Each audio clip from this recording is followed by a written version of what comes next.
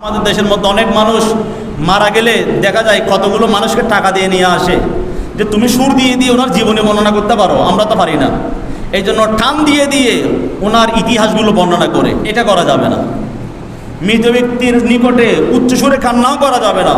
জীবিত ব্যক্তিদের কান্নার কারণে মৃত ব্যক্তি কষ্ট পায়। আপনজন ইন্তেকাল করলে চোখের পানি আসবে, কষ্ট লাগবে, এটা ঠিক আছে, তবে এ কষ্টের প্রভাব যেন মৃত ব্যক্তির উপর না পড়ে। এরপরে সে মাইয়াতকে খাটের উপর তুলবেন।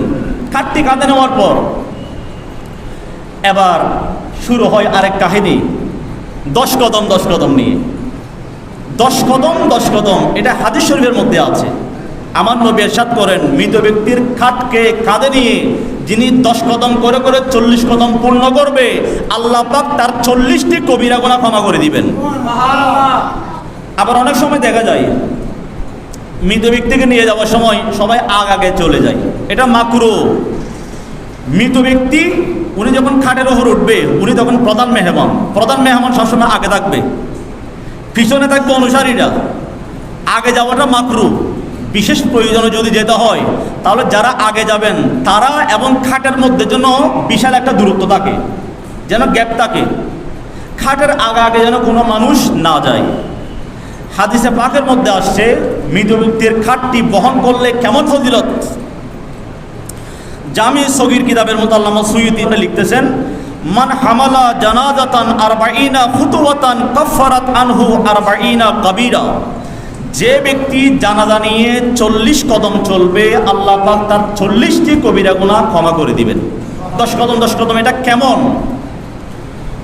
হাদিস শরীফ এবং ফিকাহের কিতাবকে সামনে রাখলে আমরা একটা সমাধান পাই, সেটা হচ্ছে বিশেষ করে বাহারি শরীফের মধ্যে রেওয়ায়েতটি এসেছে, মৃত ব্যক্তির খাটকে প্রথমে সবাই কাঁধে নেবেন, নেককাররা নেওয়ার চেষ্টা করবেন, আর নেককার না থাকলে যারা আছেন তারাই নিতে পারবে, কোনো সমস্যা নেই।